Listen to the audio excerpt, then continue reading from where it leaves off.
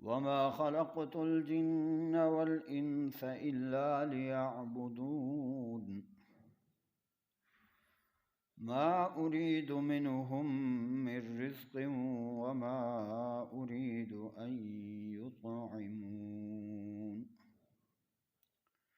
إن الله هو الرزاق ذو القوة المتين رب اشرح لي صدري ويسر لي أمري واحلل عقدة من لساني يفقهوا قولي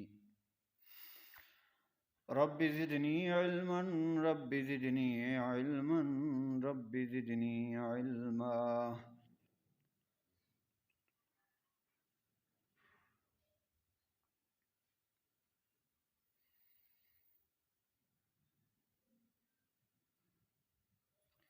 ستائیسواں پارہ سورہ ذاریات کی 3 آیات آپ حضرات کے سامنے مجھے تلاوت کرنے کا شرف حاصل ہوا۔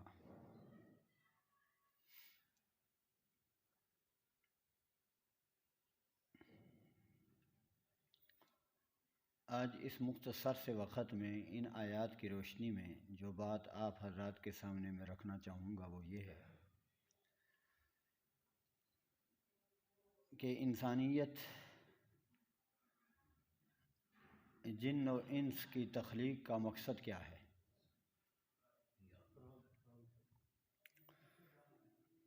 ظاہر ہے ہم سب کے علم میں ہے یہ بات، اللہ کی بندگی، اللہ کی عبادت، اللہ کی پرستش، اللہ کی غلامی، اور کوئی مقصد نہیں ہے۔ بڑے افسوس کے ساتھ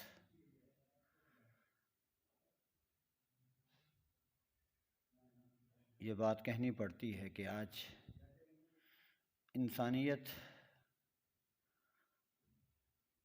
اپنے مقصد حیات کو بھول چکی ہے۔ اللہ نے کس مقصد کے لیے پیدا کیا تھا،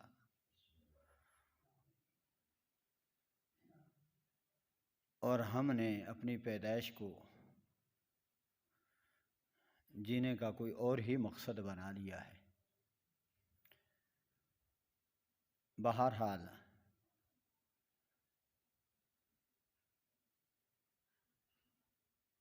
یاد دہانی کی خاطر چند باتیں آپ حضرات کے سامنے پیش کروں گا۔ اللہ مجھے صحیح بیان کرنے کی ہم سب کو عمل کی توفیق عطا فرمائے۔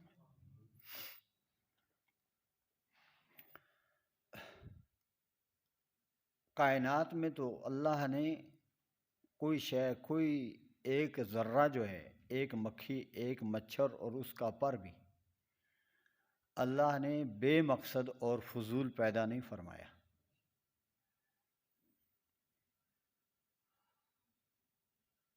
مجھے اور آپ کو سمجھ آئے نہ آئے، لیکن اللہ نے اپنی مخلوق کو کسی نہ کسی مقصد کے لیے پیدا فرمایا ہے،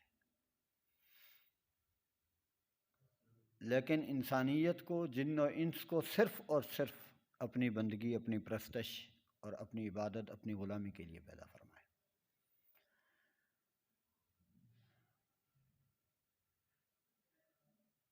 باقی کائنات کو انسان کے فائدے کے لیے اور اس کی خدمت کے لیے اور بہت سارے معاملات اس کو سمجھانے کے لیے رب تعالیٰ نے اپنی مخلوق کو تخلیق فرمایا۔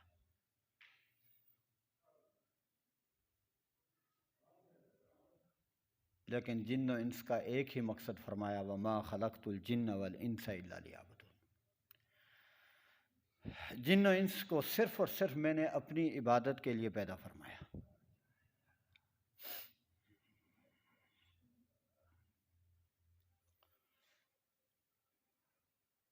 أَفَحَسِبْتُمْ أَنَّمَا خَلَقْنَاكُمْ عَبَثًا وَأَنَّكُمْ إِلَيْنَا لَا تُرْجَعُونَ۔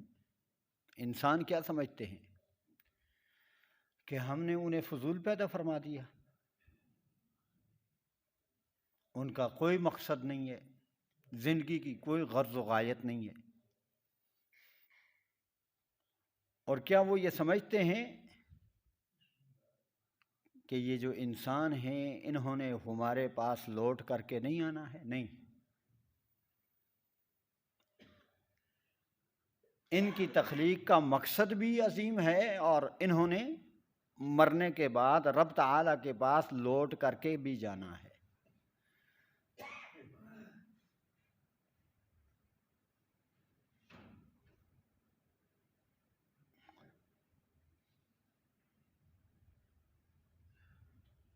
ایک اور مقام پہ فرمایا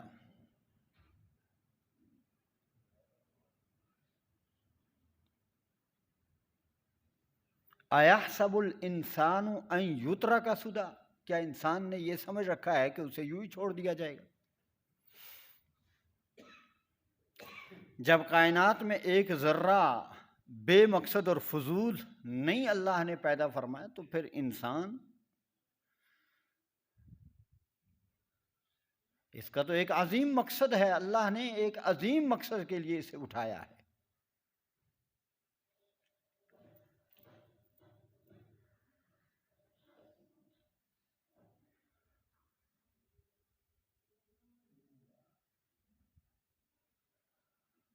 لا اقسم بیوم القیامہ ولا اقسم بالنفس اللوامہ ایحسب الانسان ان لن نجمع عظامہ۔ رب تعالیٰ فرماتے ہیں قسمیں کھا کر کے،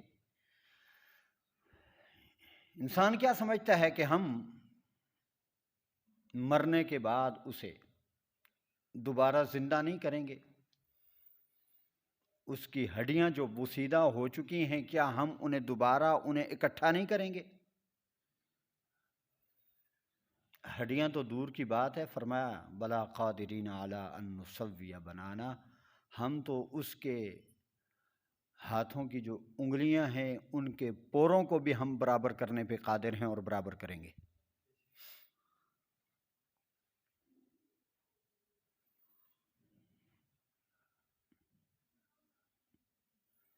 جس مقصد کے لیے ہم نے اس دنیا کو بھیجا، اس دنیا کے اوپر اس انسان کو بھیجا ہے، یہ ہمارے پاس لوٹ کر کے آئے گا اور پھر اسے حساب و کتاب دینا ہے اور اسے سوال و جواب کرنے ہوں گے۔ آیا زندگی کو با مقصد بنا کر کے آیا ہے یا بے مقصد اور فضول جانوروں کی طرح جیتا رہا ہے؟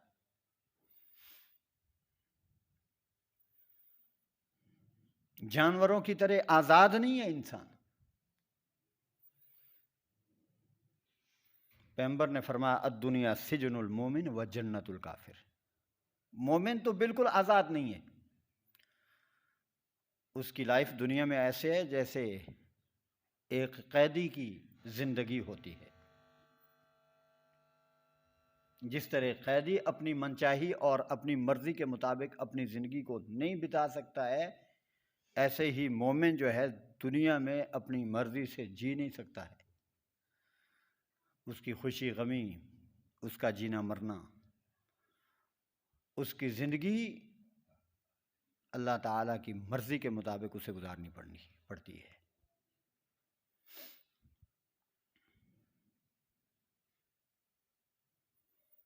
جا بجا رب تعالیٰ نے بڑے زور انداز طریقے سے اس انسان کو اپنی بندگی، اپنی پرستش اور اپنی غلامی کرنے کا آرڈر اور حکم دیا ہے اور اسے خبردار کیا ہے جو مقصد حیات ہے اس کی طرف توجہ دے،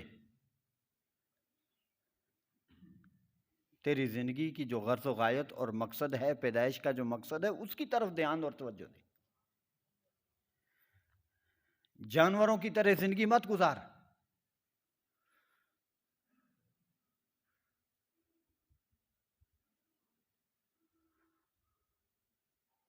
فرمایا وما خلقت الجن والانس الا لیعبدون ما اريد منهم من رزق وما اريد ان يطعمون۔ ہم نے انسانیت کو اس لیے تخلیق نہیں فرمایا، رب تعالیٰ انسانیت سے رزق کا مطالبہ نہیں کرتا، رزق نہیں چاہتا۔ رب تعالیٰ یہ نہیں چاہتے کہ انسان رب العالمین کو رزق کھلائیں، وہ کھانے پینے سے پاک ہے. ان اللہ هو الرزاق ہے، ذو القوت المتین ہے، پاور والا ہے، قوت و طاقت والا ہے، اور رزاق ہے، ساری کائنات کو رزق دینے والا ہے. کائنات میں جتنی بھی خلق ہے، اللہ کی جتنی بھی مخلوق ہے، سب پہ اللہ تعالیٰ کی ذمہ داری ہے کہ اسے رزق عطا فرمائے. فرمایا وَمَا مِن دَابَّةٍ فِي الْأَرْضِ إِلَّا عَلَى اللَّهِ رِزْقُهَا وَيَعْلَمُ مُسْتَقَرَّهَا وَمُسْتَوْدَعَهَا. روئے کائنات میں، روئے زمین پر جتنے بھی جاندار ہیں، تمام جانداروں کو رزق دینا اللہ کی ذمہ داری ہے. سب کا رزاق اللہ ہے. اور ایک اور مقام پر فرمایا وَكَأَيٍّ مِّن دَابَّةٍ لَا تَحْمِلُ رِزْقَهَا اللہ يرزقها وإياكم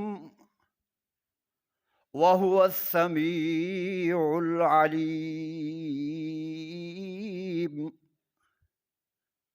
کتنی بھی مخلوق ایسی ہے روئے زمین پر جو کہ اپنے رزق کو اپنی پشت پر، اپنی پیٹھ پر اٹھائے نہیں پھرتی. اللہ اس کا رزاق ہے، اسے رزق دیتا ہے. خالی پیٹ صبح نکلتی ہے اپنے اپنے گھروں اور اپنے اپنے گھونسلوں سے وہ مخلوق، اور رب تعالی ان کے پیٹ بھر کر کے شام کو واپس انہیں ان کے گھروں اور ان کے گھونسلوں میں واپس لوٹاتا ہے.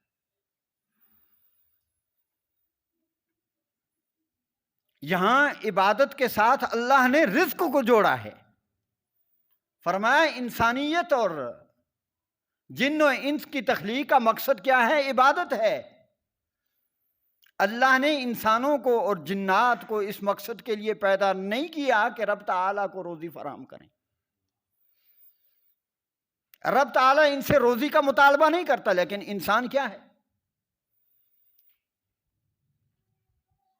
اس نے اپنی مقصد حیات کو شاید یہی سمجھ لیا ہے دنیا. روزی کے لیے تو وہ مارا مارا پھرتا ہے. حلال ہے، حرام ہے، جیسی بھی ہے آنی چاہیے، لیکن مقصد حیات، انسانیت کی جو تخلیق کا مقصد ہے، ادھر وہ دھیان توجہ نہیں دیتا.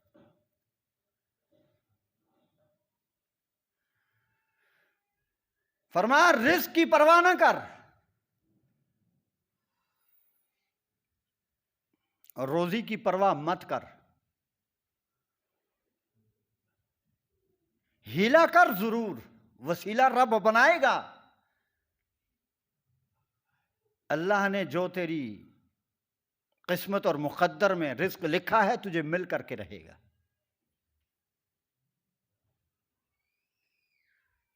ماں کے پیٹ میں انسان ہوتا ہے تو رب تعالیٰ 4 چیزیں لکھتے ہیں، جن میں سے ایک اس نے رزق کتنا کھانا ہے. یہ چیز اس کا رزق شمار ہو چکا ہوتا ہے، اس کے مقدر میں جو ہوتا ہے لکھا جا چکا ہوتا ہے، اس کو ملنا ہوتا ہے.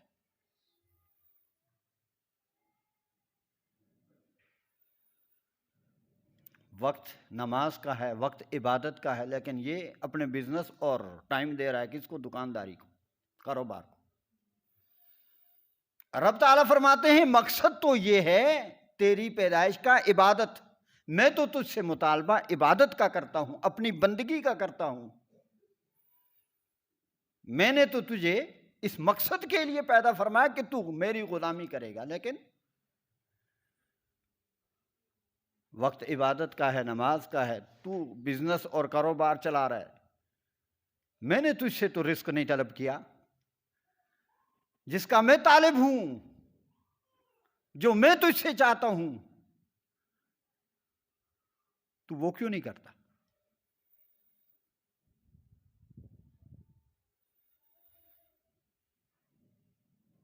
رب تعالیٰ نے بڑے زور انداز طریقے سے امام کائنات علیہ السلام کو خطاب کر کے اور آپ کے ذریعے پوری انسانیت کو اور امت کو خطاب کیا ہے کہ مقصد حیات کی طرف دھیان دو، توجہ دو۔ رب العالمین نے فرمایا رب السماوات والارض وما بینہما فاعبدہ واصطبر لعبادتہ۔ رب السماوات والارض، آسمانوں کا اور زمین کا رب، پالنہار، پروردگار، پرورش کرنے والا اللہ ہے۔ وما بینہما، اور آسمان و زمین کے درمیان جو کچھ بھی ہے، جتنی بھی مخلوق ہے، سب کا پالنہار اللہ ہے۔ روزی دینے والا، روزی فراہم کرنے والا، رزق کا بندوبست کرنے والا اللہ ہے۔ لیکن انسان اس مقصد کے لیے تو پیدا نہیں کیا کہ دن رات دنیا کے پیچھے بھاگتا رہے۔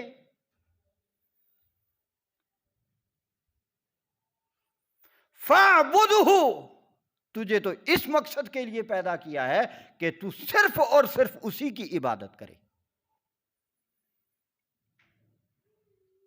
اسی کی غلامی اور اسی کی پرستش تو کرے۔ فَاعْبُدْهُ وَاسْطَبِرْ لِعِبَادَتِهِ، اور پھر عبادت بھی کس طرح کرنی ہے، کس انداز سے کرنی ہے۔ وَاسْطَبِرْ لِعِبَادَتِهِ، رب تعالیٰ کی عبادت پورے جم کر کے کر۔ کہتے ہیں نا پنجابی میں کوئی کام ٹک کے کرنا۔ وَاسْطَبِرْ لِعِبَادَتِهِ، جم جا رب تعالیٰ کی بندگی کے لیے، اللہ کی غلامی کے لیے، اللہ کی عبادت کے لیے۔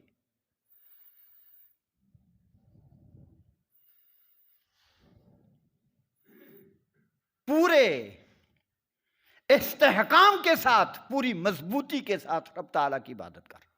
ہم دنیا کا کام پورا جم کے کرتے ہیں، ٹک کے کرتے ہیں، لیکن توجہ نہیں ہوتی تو رب تعالیٰ کی بندگی، رب تعالیٰ کی عبادت کی طرف نہیں ہوتی ہے۔ مقصد کیا ہے؟ جانوروں کی طرح لائف جی رہے ہیں بس۔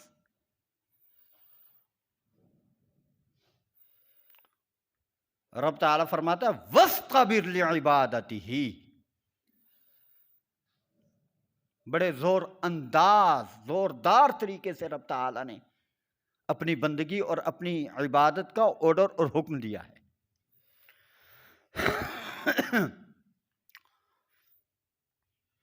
اور دوسرے مقام پر رب تعالیٰ نے فرمایا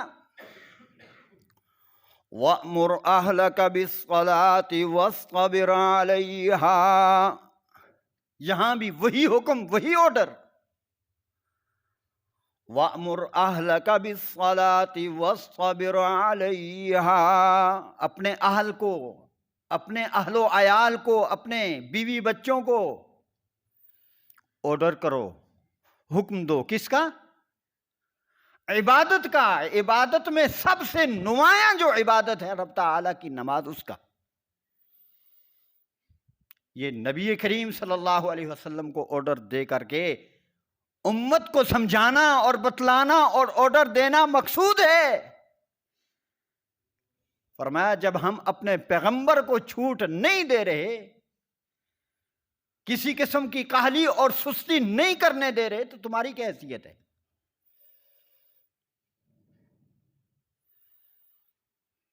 وَأْمُرْ أَهْلَكَ بِالصَّلَاةِ وَاصْطَبِرْ عَلَيْهَا، اور پھر وہی الفاظ یہاں دوبارہ رب تعالیٰ نے روایز فرمائے وَاصْطَبِرْ عَلَيْهَا، اس عبادت پر، اللہ کی اس نماز پر، اللہ کی اس بندگی پر جم جا۔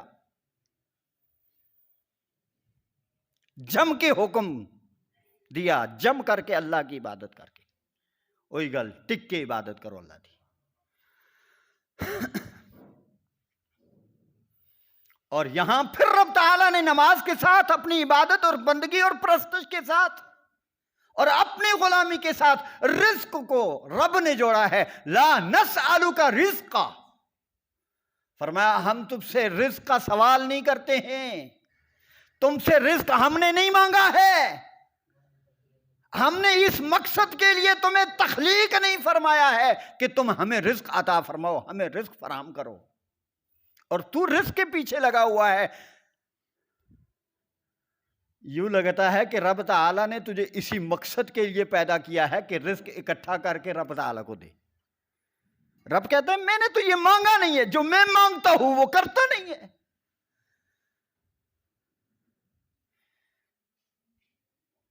حلال رزق کی اجازت ہے، حکم ہے، آرڈر ہے،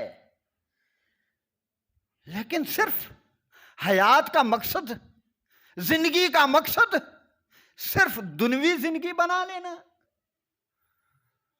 یہ کوئی عقل مندی کی بات نہیں ہے.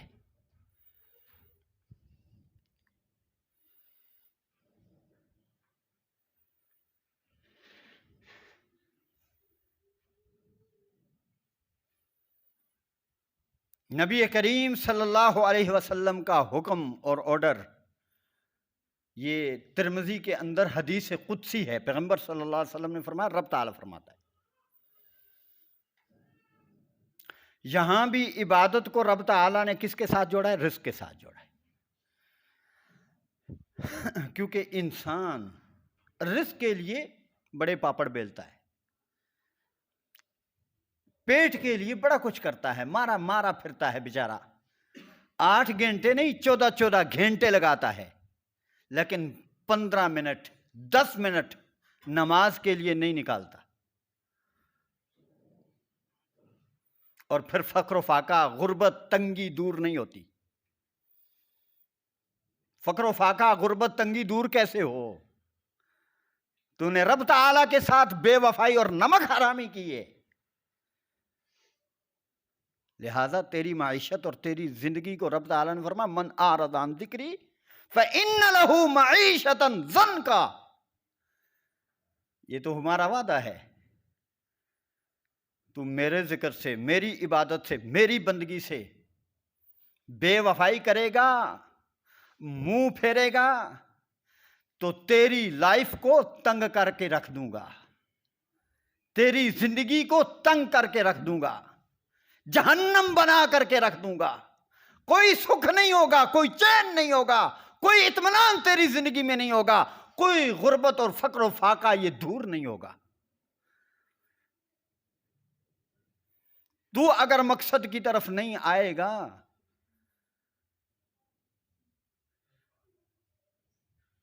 تو پھر تیرے مقاصد کو رب تعالیٰ پورا نہیں فرمائے گا.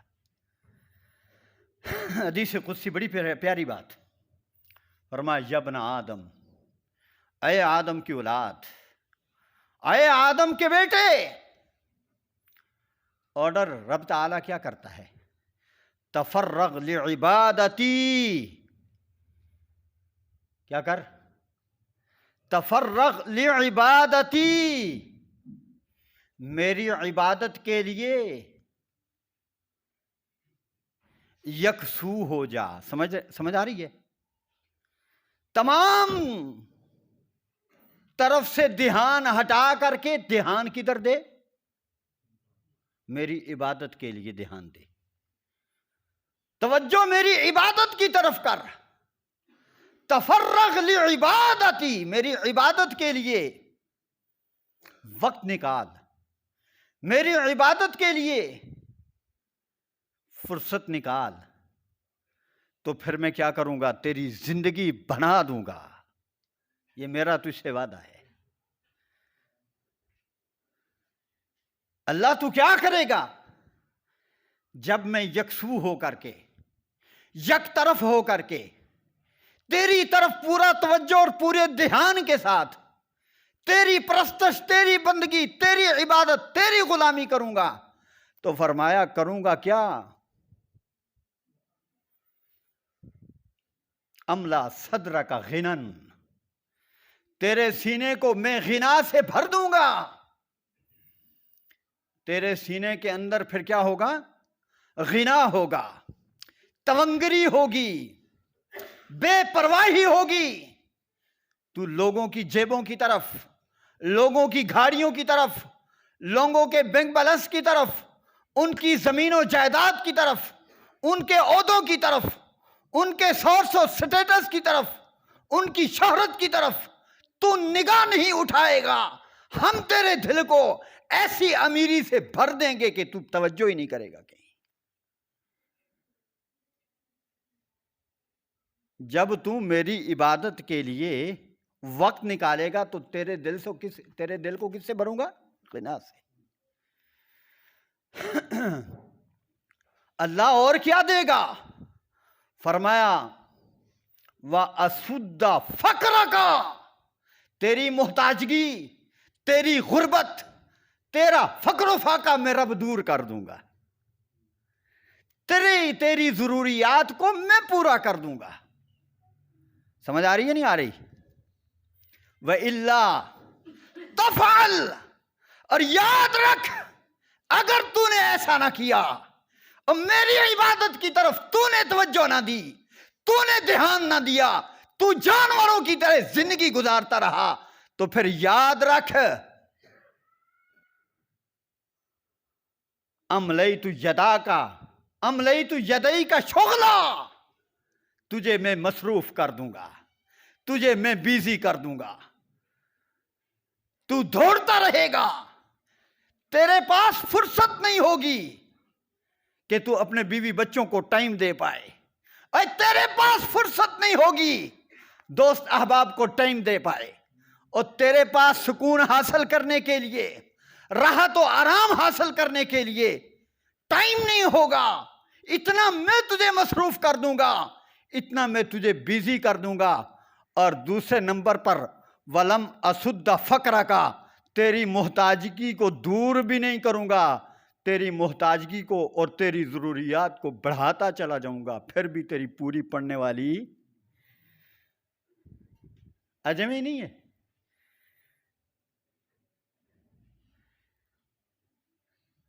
ادھر بھی ادھر بھی لتاں کھلاریاں نے سارے پاساں دار، لتاں کھلاریاں ہوئی نے تے پوری پھر بھی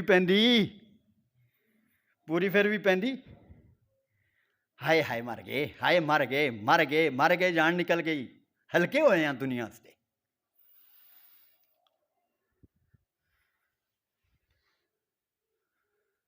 یہ فقر و فاقہ، ضروریات پوری ہوں گی کب؟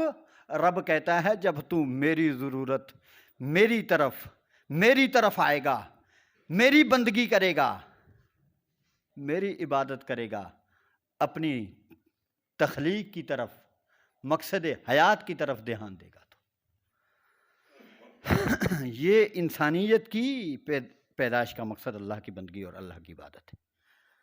ایک اور بخاری مسلم کی حدیث، نبی کریم صلی اللہ علیہ وسلم نے فرمایا، حضرت معاذ رضی اللہ تعالیٰ عنہ فرماتے ہیں، قال كنت ردف النبی صلی اللہ علیہ وسلم علی حمار، میں گدھے پہ سوار ہوں۔ حضرت معاذ فرماتے ہیں پیغمبر کے پیچھے میں کس پہ سوار ہوں؟ گدھے پہ۔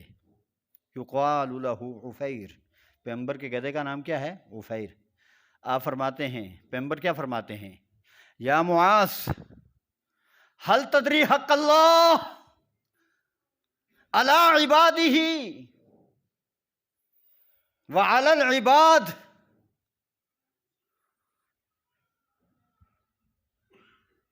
حق اللہ کیا تو جانتا ہے؟ حل تدری حق اللہ، اللہ کا حق جانتا ہے کہ بندوں کے ذمے کیا ہے؟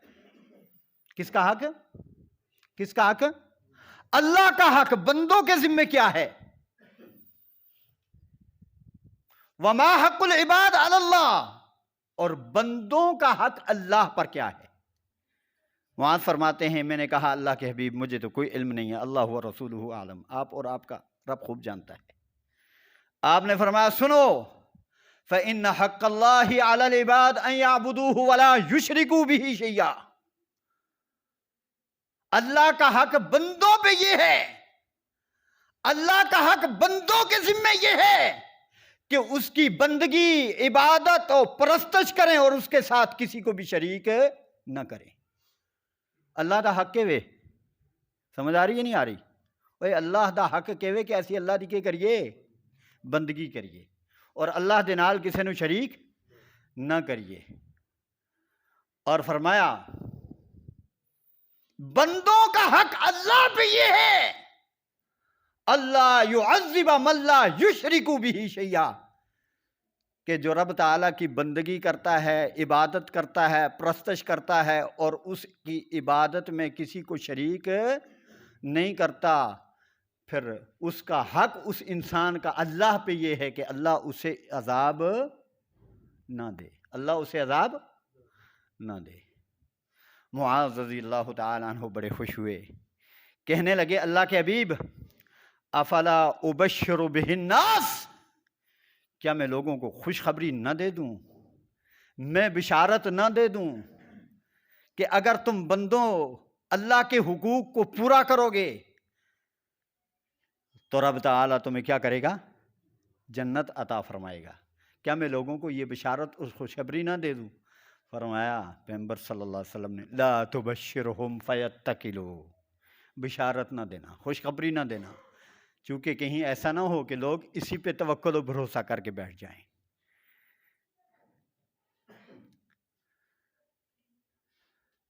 اللہ کا حق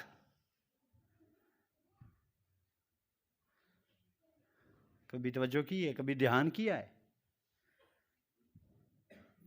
اور رب تعالیٰ نے قرآن کریم میں بھی رب تعالیٰ نے فرمایا فَمَنْ كَانَ يَرْجُو لِقَاءَ رَبِّهِ فَلْيَعْمَلْ عَمَلًا صَالِحًا، جو یہ چاہتا ہے میری رب تعالیٰ سے ملاقات ہو اچھے حالات میں، اچھی پوزیشن میں، جو رب تعالیٰ سے ملنا چاہتا ہے اچھے انداز میں،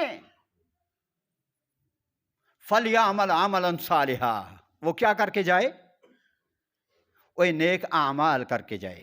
وَلَا يُشْرِكْ بِعِبَادَةِ رَبِّهِ أَحَدًا، اور اپنے نیک اعمال میں رب تعالیٰ کے عبادت کے ساتھ کسی کو شریک نہ کرے.